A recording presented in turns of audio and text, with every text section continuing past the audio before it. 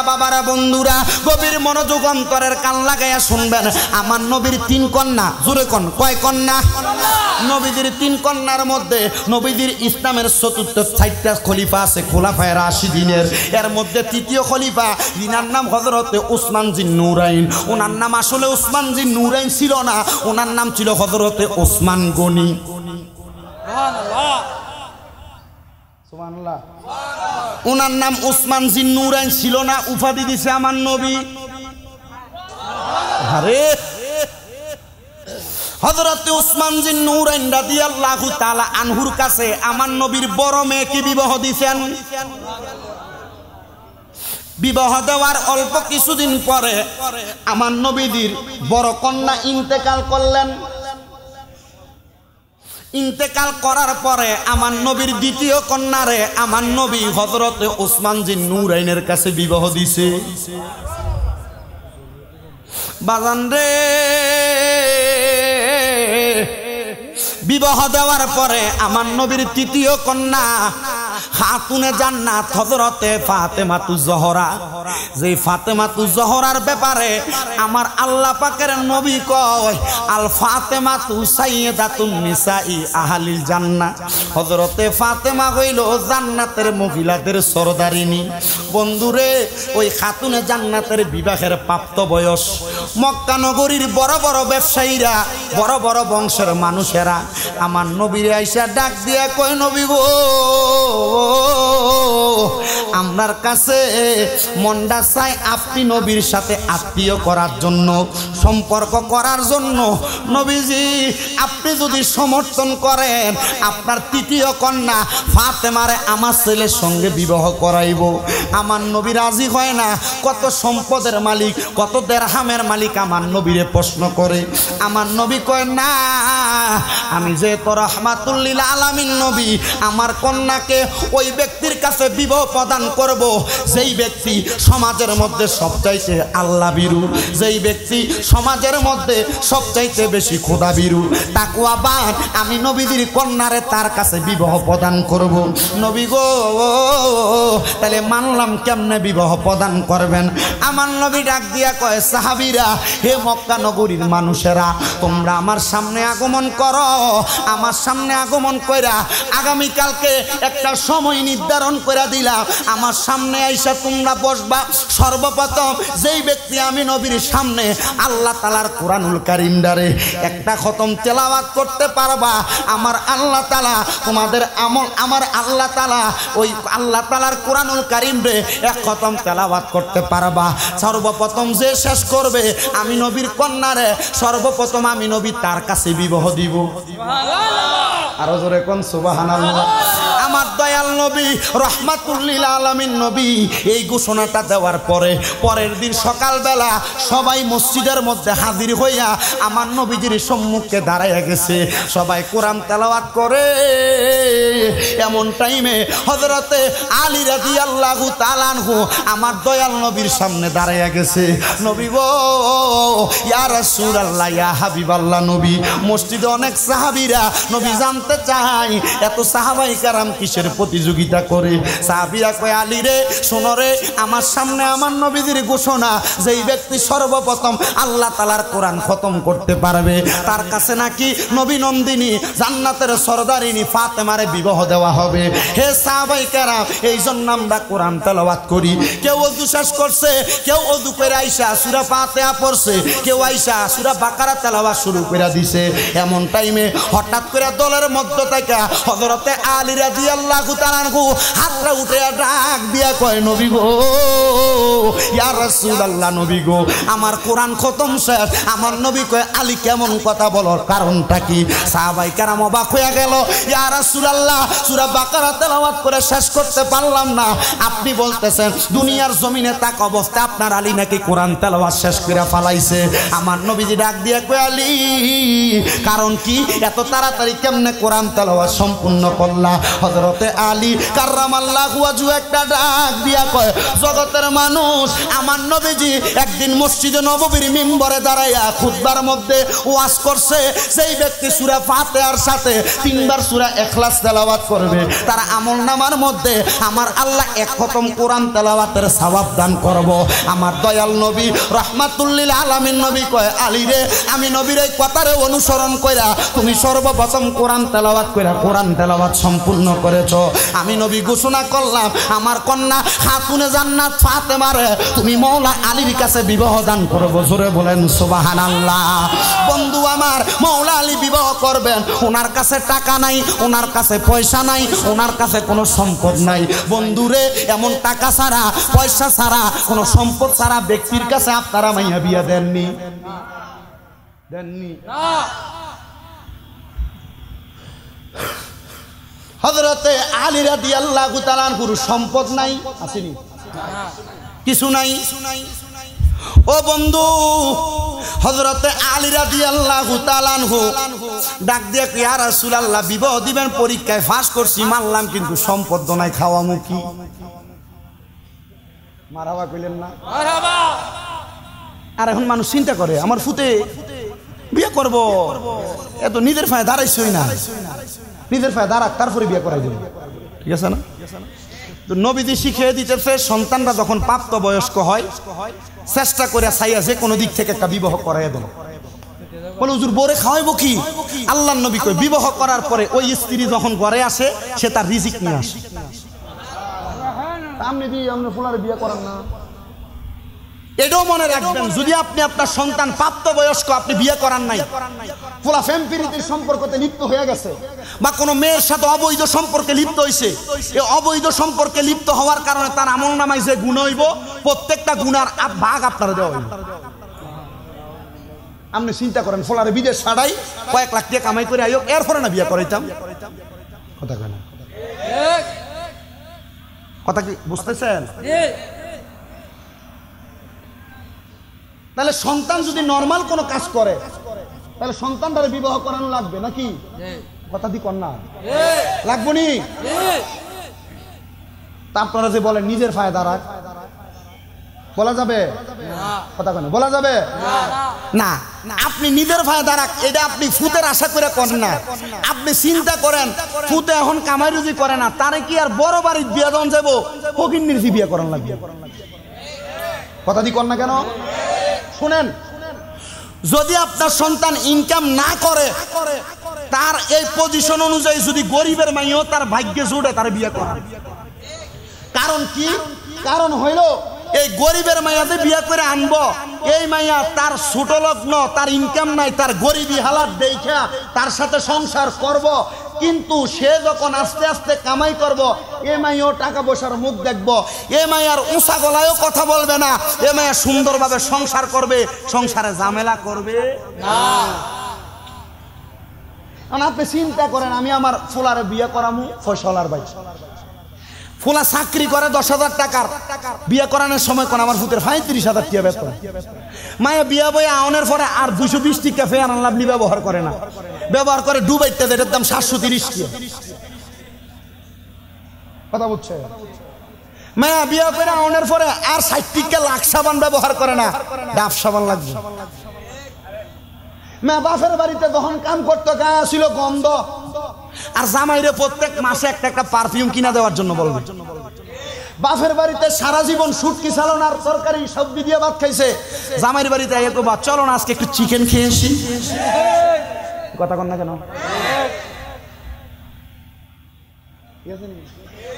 এই জন্য সন্তানের যেমন বয়স, যেমন পজিশন, প্রাপ্ত বয়স অনুযায়ী তার বিয়ে করা। লাভ কি হইব?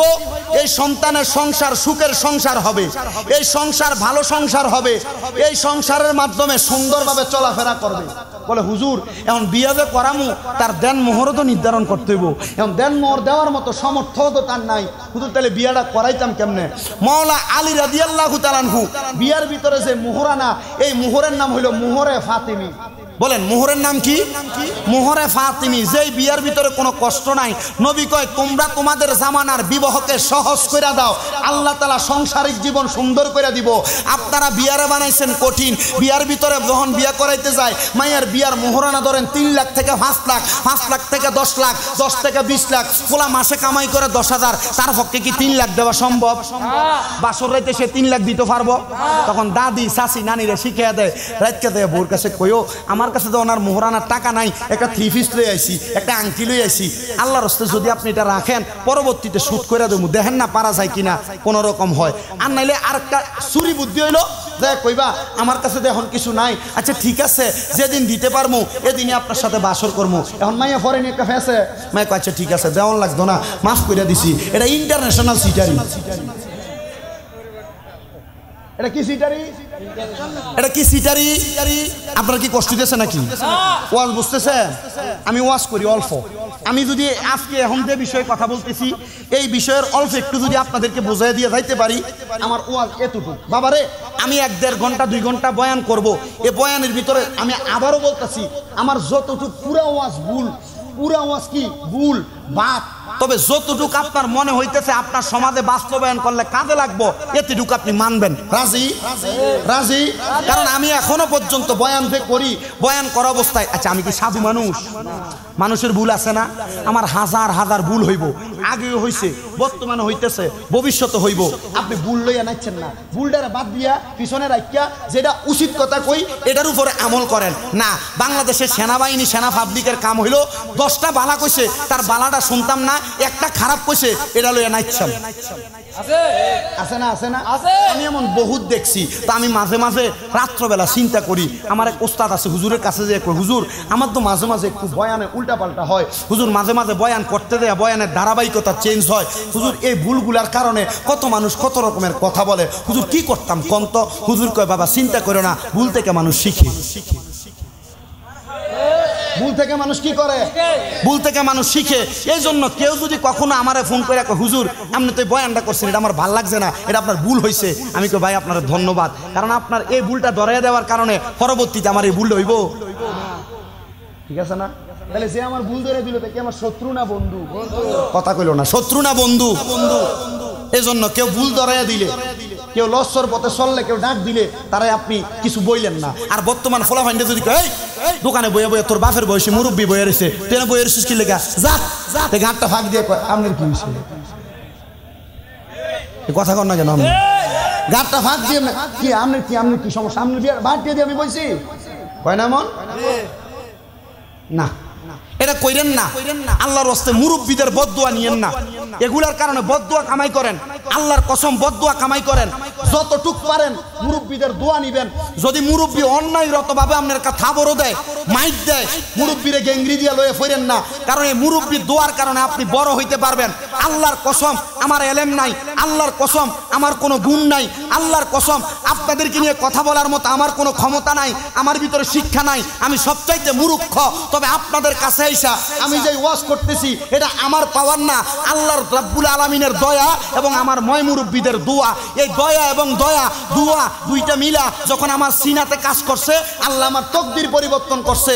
আল্লাহর পেয়ারা হাবিব কয় আত-তাকদিরু লা ইয়ারুদ্দু, মানুষের তাকদির কোনোদিন পরিবর্তন হয় না ইল্লা বিদুয়া, কেউ যদি দোয়া করে পরিবর্তন হয়। এই জন্য কেউ যদি আপনার সাথে অন্যায় করে তার দিকে তাকিয়ে বলবেন ভাই ঠিক আছে অন্যায় করছেন, আপনার কাছে মাফ চাই, আমার লেগে দোয়া করেন। আল্লাহর কসম তার অন্যায়টা আপনার প্রতি দোয়া হিসেবে আসবে, আপনার জীবন পরিবর্তন হবে। এই পরিবর্তনের মাধ্যমে আপনি যদি রিক্সার ড্রাইভার হন, আল্লাহ আপনারে প্লেন চড়াইবো, আল্লাহ আপনারে লক্ষ টাকার মালিক বানাইবো, দামি খাটে গুমলোয়াইবো। এবার আপনারা বলেন মানুষের দোয়া নিয়ে আমাদের জীবন মরণ পর্যন্ত পরিচালনা করার দরকার আছে না? না তাইলে জীবন সফল, তাইলে জীবন কি? তাহলে দোয়া চাইবেন, মা দোয়া চাইতেন না? আল্লাহ কবুল করক, আমিন কন, জোরে কন আমিন। তাহলে দোয়ার দরকার আসেনি? দোয়ার দরকার আসেনি? এখন আপনি মুরব্বী, আপনি কি মুরব্বী, আপনি রাস্তা দিয়ে যখন হাইটা যান রহিমপুর দিয়া মাদ্রাসার ফলাফাইন যখন যায়, ফলাফাইন সালাম না দিলে মুহতামিমের কাছে আর হুজুরের কাছে দিতে হুজুর বলেন কি শিখেছে? কিসে মুরব্বী সালাম দেয় না? শতান মাদ্রাসা পরে সালাম দেন হুজুর। আমার মত কি বলে জানেন, এই টাইমে মুরব্বীরে শুধু কোন মুরব্বী তে না দিছেন, আপনি তো বুঝের মানুষ, আপনি কেন দিলেন না? কথা কই না? তাহলে কি মুরব্বীরা কি ছোটদের সালামের অপেক্ষা করবেন না আপনারা সালাম দিবেন? কথা কই না? সালাম দিবেন না? আপনাদের দোয়ায় কুমিল্লা শহরে আমার 6টা মাদ্রাসা চলতেছে, 2টা মহিলা মাদ্রাসা, 6টা এই সবগুলো হেফজখানা। আপনাদের দোয়ায় আমার মাদ্রাসা ছোট ছোট বাচ্চারা এখনো দূর থেকে দেখলে আমার মাদ্রাসা যেটা রাস্তার পাশে অজুখানা থেকে রাস্তা দেখা যায়, এগুলা দেখলে আমার সালাম দেওয়ার জন্য আমি যখন দোতলা বাইরে উঠবো রেডি হয়ে থাকে, ঢুকনের আগে আসসালামু আলাইকুম আলহামদুলিল্লাহ। ছোট ছোট বাচ্চা আমাদের মাদ্রাসায়, ছোট ছোট বাচ্চা, মা বাপ মায়া করে আপনাদের এই মুরাদনগরের, এরপরে হোমনার, তিতাসের বহুত ফলাফল আমার মাদ্রাসায় আছে আপনাদের এই এলাকার। তা আমি জিগাই আপনারা আপনাদের ফলাফাইন্ডা আমার মাদ্রাসা এত দূর থেকে না দেন কেন? আপনাদের অত্র অঞ্চলে অনেক মাদ্রাসা আছে, এদিক দেন নাকি লেগা? হুজুর মাদ্রাসা তো আছে, মাদ্রাসা পড়াইলে তো পড়া হয়, আপনারা আমরা ভালো লাগে আর আমরা এতটুক দোয়া, আমরা এতটুক বিশ্বাস, আপনি মা বাবার ওয়াজ করেন তো আমার ফুতরা যদি আপনার মাদ্রাসায় পড়ে, এ শুধু ফুতরা আমার মরণের পরে আমার জানাজাটা পড়াইবো, আমার এইটা দোয়া। আপনাদের দোয়া আমার মাদ্রাসা নুরানি ছোট ছোট বাচ্চারা জানাজা পড়াইতে পারে, কি দাদা মাই পারেনি? ছোট ছোট বাচ্চা একবার নুরানিত পড়ে জানাজার নামাজ পড়াইতে পারে। আমি মাঝে মাঝে আমার পেজের মধ্যে যে আমার ওয়াজগুলা চলে ওই পেজের ভিতরে দেই, ছোট বাচ্চা জানাজার নামাজ পড়ায়। আমার মাদ্রাসা নুরানিরও পিচ্ছে একটা বাচ্চা আছে, তার নামও শাহজাহান, সে তো ওয়াজ করে, ওয়াজ করতে পারে। আলহামদুলিল্লাহ কন্যা। আমি দোয়া করি মন থেকে আল্লাহ তাআলার কাছে, এই যে আম কাঁঠালের সিজন, তা আমি কাঁঠাল ভাঙ্গা নিজের হাতে এক কোষ খাওয়াই দিই। এই কয়দিন পরে পরে আম কেটে নিয়ে খাওয়াই, কদিন পর ওই যে লটকন বাড়িতে ডিমিয়া নিয়ে খাওয়াই। তো আমার হুজুর আপনি দূরে দূর করে যে খাওয়ান, আমার কথা হইলে আমি তোর আর বেশি ফারতাম না, অল্প অল্প ফারমুনি, মুখে কইতে পারবি যে হুজুর এটা খাওয়াইছে। আলহামদুলিল্লাহ। কথাটা কেন বলছি, আমার পোলাপান কখনো যদি কোনো উল্টা পাল্টা চলাফেরা করে, আমার পোলাপান যদি কোনোদিন কোনো কিছু ভুল করে ফেলে, আমি দমক দেই না, মারি না, শুধু কই এই কাজটা যে কষ্ট হয়েছে। নতুন একটা ছেলে ভর্তি হয়েছে এই অল্প কিছুদিন হয়, মনে 1.5-2 মাস হইব। এ ফোলারে আমি যাইতে এতগুলা চিপস নিয়ে গেছি আর কি দেওয়ার জন্য। আপনার কষ্ট হইতেছে নি কোনো? ওয়াজটা শেষ করবো, শেষ করার আগে শুধু একটু বলতেছি, কারণ আমি আপনাদেরকে কষ্ট বেশি দিতাম না। এখন 11:45 বাজে, 12টার মধ্যে আমার বয়ান শেষ, অসুবিধা হইতো না তো? ছোট বাচ্চা যে তারা আমি চিপস দিছি আমার নিজের হাত থেকে, দেওয়ার পরে তারা আমি যাই কইলাম সবাই চিপস গুলা দিয়া, হুজুরে একটা চিপস যাস না, আমার নিজে ছোট বাচ্চা কইতেছে তোর কাছে না আছে, আমার কি দেখে দেখছে তোর কাছে না আছে, হুজুরে পিছন থেকে ধমক দিছে, ধমক দিয়েন না। সে যতটুক বুঝছে আমার এতটুক বলছে। আলহামদুলিল্লাহ। এই ফোলা এখন আর তুই শব্দ ব্যবহার করে না, তুই শব্দ ব্যবহার করে না, তার মানে বোঝা গেছে এলেম না শিক্ষক আদব শিখছে। কথা কয় না, এলেম না শিক্ষক কি শিখছে? মাদ্রাসায় যদি একটা ফোলা পড়ান, এলেম না শিক্ষক আদব শিখবো। মাদ্রাসায় যদি একটা ছেলে পড়ান, ওই ছেলেটা সমাজে চলাফেরা করা অবস্থায় আর যাই করুক, আপনি মা বাপরে ভাত না দিয়ে থাকতো না, আপনি মা বাপরে বৃদ্ধাশ্রমে দিত না। আল্লাহ তাআলা সন্তানদের কেমন আদর্শ সন্তান বানায়। এই কথাটা কোথা থেকে আসছে? এই কথাটা আসছে ওইখান থেকে, আপনার সন্তান যেমন হোক, যেই ধারাবাহিকতার হোক, প্রাপ্তবয়স্ক, সম্পদ কম, টাকা কম, পয়সা কম, বিয়ে করে দিবেন। কেন? করাইলে তার সংসার আস্তে আস্তে ঠিক হবে। সে দইরাই তো সবকিছুর মালিক হবে না, এজন্য এটার উপর আমল করবেন, দেখবেন আপনার সংসার সুন্দর চলে। এখন আপনি চিন্তাই করেন, ফোলারে বিয়ে করামু, ফোলার শ্বশুর বাড়িতে কমু, যে এই ফোলারে বিয়ে যেহেতু করাইছি, আমরা আপনার কাছে কিছু চাই না, একটা মিশুক কিনার মতো টাকা দিয়েন, ফোলাটা এটা চালাইবে। মিশুক নি কর না, টমটম মিশুক কিনা টিয়া দিয়েন, ফোলা এটা চালাইয়া সংসার চালাইবে। আসেনি সংসার? নিয়তে বেজাল। মুসলমান, আপনাদের কাছে আমার আবদার হইল, এই কাজগুলা ত্যাগ করেন, মোহরানাটা কমাই দিয়েন, এতটুক করেন। ফোলার বেতন যদি 15,000 হয়, তার 1 বছরের বেতন অনুযায়ী মোহরানা ধরেন, তার 6 মাসের বেতন অনুযায়ী মোহরানা ধরেন। চিন্তা করে এখন যদি এত কমে মোহরানা ধরি, তাইলে ইয়া ফোলা মাইয়াটার যদি সাইরা দেয়, তখন মাইয়াটার কি হইব? আচ্ছা, তার বিসমিল্লাতে গলদ আসেনি, হ্যাঁ বিয়া দনের আগে চিন্তা করে যদি সাইরা দেয়, বুঝছেন নি? বিসমিল্লাতে নিয়ত কি? যদি সাইরা দেয়, ও তার মানে আপনি সাইরা দেওয়ার আশা করেন না। সাইরা যাওয়ার আশা না, মাইয়ার 10টা অন্যায় করব। মেয়ে জাতি অন্যায় করতে পারে, অন্যায় করার পরেও বুঝাইয়া যখন সাংসারিক জীবন সুন্দর করাইবেন তখন দেখবেন ভালা। আর যদি কোন না কি হয়েছে, তো বিয়েই করছে, 5 লাখ মোহর হয়েছে, মামলা একটা করে দেয় নারী শিশু কোর্টে, মামলা করে দিলে দেখবি 5 লাখ দিয়ে দিব, মায়ের অন্য জায়গায় বিয়া দিব। আল্লাহর কসম, এ মাইয়ারে যত জায়গায় বিয়া দিবেন মায়ের সংসার ঠিক মতো করতে পারতো। কারণ যেটা প্রথম জামাইয়ের ঘর খাইতে পারছে না, পরের জামাইয়ের ঘর খাইতে পারবো, এটার গ্যারান্টি নাই। এটা কথা বুঝতে পারছে?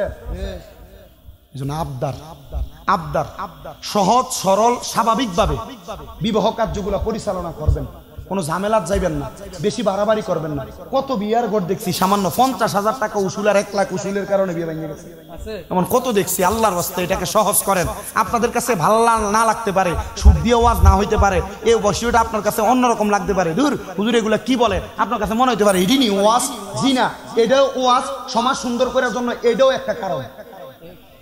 এমন একটা বিষয় যদি ঠিক করেন, আপনি যদি আমার কোন আমি সারাক্ষণ গজল গাইতে জিকির আজকার করে সময় ব্যয় করতে আমি পারবো, আমার অভ্যাস আছে, আমি পারি, কিন্তু আমি কেন করি না? আমার উস্তাদে বইলা দিচ্ছে, বাবারে মাহফিলে যাইবা 10টা বিষয় বোঝাইও না, একটা বিষয় ভালো করে বোঝাই দিয়ে আইসো।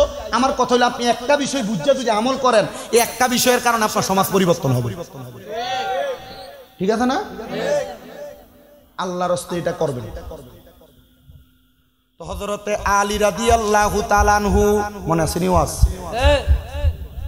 ইয়া রাসূলুল্লাহ ডাক দিয়ে বলতেছি, ইয়া রাসূলুল্লাহ আমার কাছে সম্পদ নাই, নবীজি কি দিমু? এই টাইমে হযরত ওসমান জিন নূরাইন দাঁড়াইয়া গেছে,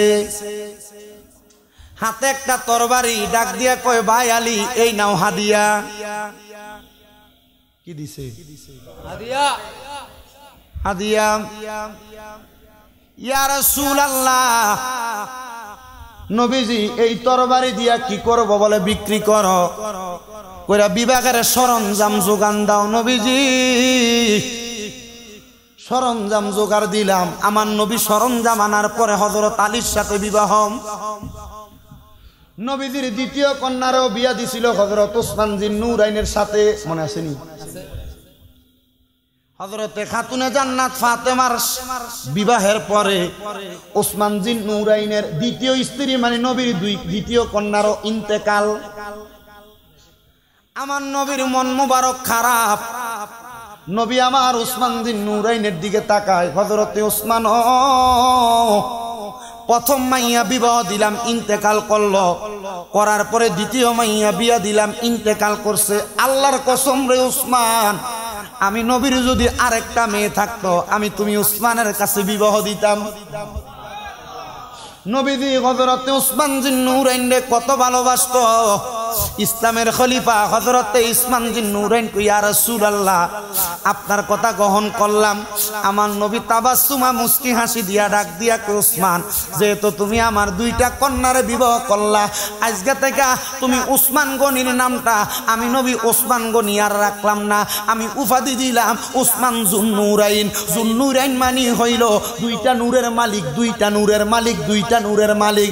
ও ওসমান তুমি দুইটা নূরের মালিক। আমি জানতে চাই বাবারা, নবীর দুই মাইয়ারে বিয়া কইরা ওসমান জিন নূরাইন, ওসমান নাম থেকে যদি দুই নূরের মালিক উপাধি পায়, তাহলে ওসমান জিন নূরাইন যে দুই মাইয়ারে বিয়া করলো ওই মাইয়ার আব্বাটারে নূরের নবী আমরা বলি। এটা আহলে সুন্নাত ওয়াল জামাতের আকীদা।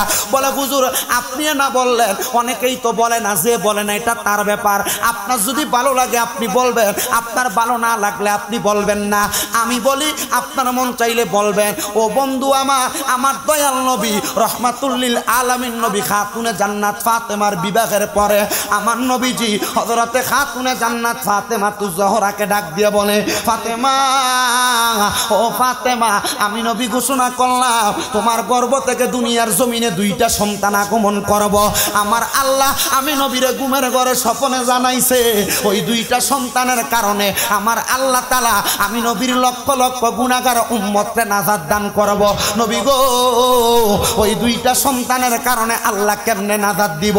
ফাতেমা ঘোষণা করলাম রে ফাতেমা, আল হাসান ওয়াল হুসাইনু সাইয়্যিদা শাবাবি আহলিল জান্নাহ, তোমার গর্বের দুইটা সন্তানের নাম হাসান আর হুসাইন, ওই দুইজন ভাই হইব জান্নাতের যুবকের সরদার। এ রহিমপুরের সওদাগর পাড়ার যুব সমাজের ভাইয়েরা, আপনারা মাহফিল করেন, মরার পরে জান্নাতে যাইবেন, জান্নাতে গেলে যে হাসান হুসাইনের সঙ্গে থাকবেন, ওই হাসান হুসাইন জান্নাতের যুবকের সরদার। যুবক রে, তুমি যে দাড়িগুলার মধ্যে খুঁট দিয়া টানো, খুঁট দিয়া টানার কারণে কবরে যাওয়ার পর হাসান হুসাইন যদি তোমার দিকে ছায়া কয়, যেই নানা তোমরা উম্মতের জন্য কাঁদছে, তোমরা কেমনে ওই নানার সুন্নতরে কাইটা ফালাইলা, ওই নানার সুন্নতরে দাফন করে দিলা, ওই নানার সুন্নতরে অনুসরণ করো নাই। হাসান হুসাইন যদি আপনার দিক থেকে মুখটা ফিরে আনে, নবীরে আপনি চেহারা দেখাইতে পারবেন না। যদি প্রশ্ন করি, ও ভাই দাড়ি কেন কাটো, শেভ কেন করো, হোম শেভ কেন করো, বলবো হুজুর আপনার বাবি পছন্দ করে না। আল্লাহর কসম, আপনার বউ আপনার কবরে যাবে না, আপনার বউ আপনার কবরে কোনো পরিচয় দিবে না। একটা আমলের জন্য বউয়ের কাছে চাইলে আপনার বউ আপনার একটা আমল দিয়া সহযোগিতা করবে না। এই জন্য আমার বাবা ভাইয়েরা বন্ধুরা, বউয়ের কথা শুনে দাড়ি কাইটেন না। মানুষ বুড়া বলবো এই জন্য দাড়ি কাইটেন না। আল্লাহর নবীর সুন্নত রাখ শরীরের মধ্যে লাগান। আপনি পাঞ্জাবি পরেন নবীর সুন্নত, পাগড়ি পরেন নবীর সুন্নত, টুপি পরেন নবীর সুন্নত। ওই কবরে আপনার পাঞ্জাবি যাবে না, ওই কবরে আপনার টুপি যাবে না, ওই কবরে আপনার পাগড়ি যাবে না। কিন্তু আপনার মুখে যেই দাড়িগুলা থাকবো, আপনার মুখের দাড়িগুলা নিয়ে কবরে গেলে যখন আপনার সামনে প্রশ্ন তিনটা করা হবে, মান রব্বুকা, আপনি বলবেন রব্বি আল্লাহ।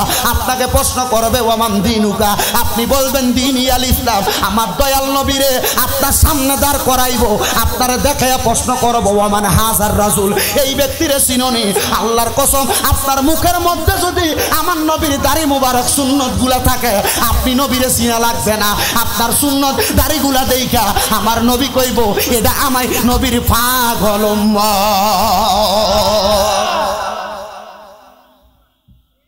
দাড়ি শেভ করেন কেমন। আমার কত মানুষ, আমি ওয়াজ করি 2017 সাল থেকে, মানে এসএসসি পরীক্ষা দেওয়ার পর থেকে মানুষ আমার দাওয়াত দেয়। আচ্ছা, এসএসসি পরীক্ষা যখন দেই, আমার বয়সটার কত হবে, 17-18। আমার ওয়াজের নিচে কমেন্টস করে, বন্ডর করে বন্ড, দাড়ি নাই, বন্ডর করে বন্ড, ফোম শেভ করে। আমি কত কাঁদছি আল্লাহ, আমার মানুষ এটা কয়, আমার কাছে খুব খারাপ লাগে। আল্লাহ, আমাদের দাড়ি নাই, আমার কাছে খুব খারাপ লাগে। তো মাঝে মাঝে আমি শুনতাম, আমার এক ওস্তাদ, ওনার দাড়ি নেই। তো হুজুর কইলো, আমি একবার মোকারা দরবারে গেছিলাম, মোকারা দরবার। তো যাওয়ার পরে মোকারার আলা হযরত পীর সাহেব হুজুরে দেখা, হুজুরের সাথে মুসাফা করার সময় আমি হুজুরের হাতটারে আমার ডাইন গালের ভিতরে বসা দিয়েছিলাম। আল্লাহ নিয়ে নেককার ব্যক্তির হাতের পরশের উসিলা আমার দাড়ি দেয়, দেওয়ার মালিক আল্লাহ। ওয়াবতাগু ইলাইহিল ওয়াসিলা, আল্লাহর ওলিদের উসিলা দিলে আল্লাহ ওনাদের উসিলা দোয়া কবুল করে। কারণ আমরা গুনাহ বেশি, নেককার আল্লাহর ওলি যারা, ওনাদের গুনাহ করে না, ওনার নেক আমল করে বেশি, ঠিক না?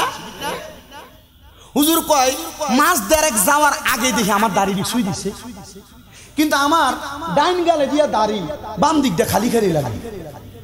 আমার কত বন্ধু বান্ধব আমারে কইলো, এদিক দিয়ে তো দাড়ি, এদিক দিয়ে একটা টান দে, এদিক দিয়ে একটা টান দে। হুজুর কাছে যে হক্কানি, যার যার চোখে যে ভালো লাগে তার কাছে বায়াত গ্রহণ করে। আমি একদিন চিন্তা করলাম, হুজুরকে যেহেতু আমার ভালোই লাগে, আমি আমার হাতটা মুসাফার সময় হুজুরের হাতটা আমার ডান গালে ওই হুজুরের মতো অনুসরণ করে আমি ডলা দিছি। এখন আস্তে আস্তে দিয়ে আমার ডাইন গালে দাঁড়িয়েছে, দেখছেন আসেনি দাড়ি, মোটামুটি একটু দাঁড়িয়েছে। 6-7 মাস যাওয়ার পরে দিয়ে আমার এই দিক দিয়ে দাঁড়িয়ে নেই। কি হইলো কামটা, আমার সেম আমার কয়েকজন বন্ধু বান্ধব কইছে, ইন্দে কটা দাড়ি উঠছে, এখন বালা করে একটা টান দাও, শিল দোয়ানে যায়, এদিক দিয়েও টান দাও, দেখবা দাড়িটি গোছানি দিও। আমি মনে করছি তুই বালা মানুষ, অন্ধে শয়তান তোরে দায়িত্ব দিয়া শয়তান ছুটিতে গেছে। আমি সুযোগ টুকাইছি, আর কোন দিন আমার বাম গালে ডলা দেওয়া যায়। আলহামদুলিল্লাহ গত বছর দিছি, এখন দিয়ে আস্তে আস্তে এদিকেও দাঁড়িয়ে উঠতেছে। আসলে মূল বিষয় এটা না, মূল বিষয় হলো দাড়ি রাখার মতো চিন্তা চেতনা, মনোভাবনা, মনোবাসনা আপনার থাকা লাগবে। ফোলাফাইন চিন্তা করে, অন যদি দাঁড়িয়ে রাখি আমার বুড়া বুড়া লাগবো রে, আমার কাছে মায়া ফাইন বিয়া বইতে চাইতো না। শোনেন, আপনি দাঁড়িয়ে রাখলে আপনার কাছে মায়া ফাইন কেন বিয়া বসবেন, আপনি চিন্তা করেন, সুন্দর একটা মায়া পাইতাম না। আর মাইয়া চিন্তা করে দাড়িওয়ালা ফুলারে যদি বিয়ে করি, দাড়িওয়ালা ফুলারে বিয়ে করলে এই ফুলা আমার লইয়া ফারকে যাইতো না, কারণ এটা দাড়ি রাখছে। চিন্তা করবো বড় লইয়া ফারকে যাইতাম। দাড়িওয়ালা ফুলারে যদি বিয়ে করি, চিন্তা করবে এই ফুলারে লইয়া আমি মার্কেটে যাইতাম পারতাম না, এই ফুলার হলে আমি সিনেমা চাইতে পারতাম না।